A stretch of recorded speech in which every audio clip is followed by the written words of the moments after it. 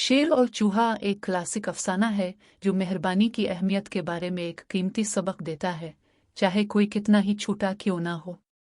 एक जमाने में अफ्रीकी सवाना के दिल में एक ताकतवर शेर रहता था।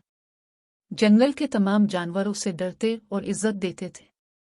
एक दिन जब सो रहा था, शेर को गैर मुतवक्के तौर पर एक छोटे से चूहे ने बेदार किया जो गलती से इसके पंजे पर घुस गया था। शेर गजबनाक और गुस्से से धारते हुए बोला, तुम्हारी हिम्मत कैसे हुई मुझे जगाने की, नन्हे चूहे?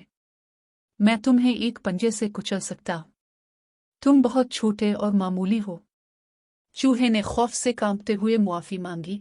ओ ताकतवर शेर, मेरा मकसद तुम्हारे आराम में खलल डालना नहीं था। बराह करम मुझे छोड़ दो। मैं छोटा हो सकता हूं, लेकिन मैं वादा करता हूं कि मैं एक दिन तुम्हारी मदद कर सकता हूं। शेर चूहे की दिलेरी से महजूज हुआ, एक दिलकश कहकहा लगा। उसने चूहे को जाने देने का फैसला किया, ये सोचकर कि ये उसके लिए कभी कोई काम नहीं आ सकता। दिन गुजरते गए और एक दिन शेर ने खुद को शिकारी के जाल में फंसा हुआ पाया। मायूसी में गरजते हुए उसने आजाद होने की जिदोजहद की। शोर छोटे चूहे के कानों तक पहुंचा और बगैर किसी हिचकिचाहट के फंसे हुए शेर की तरफ लपका।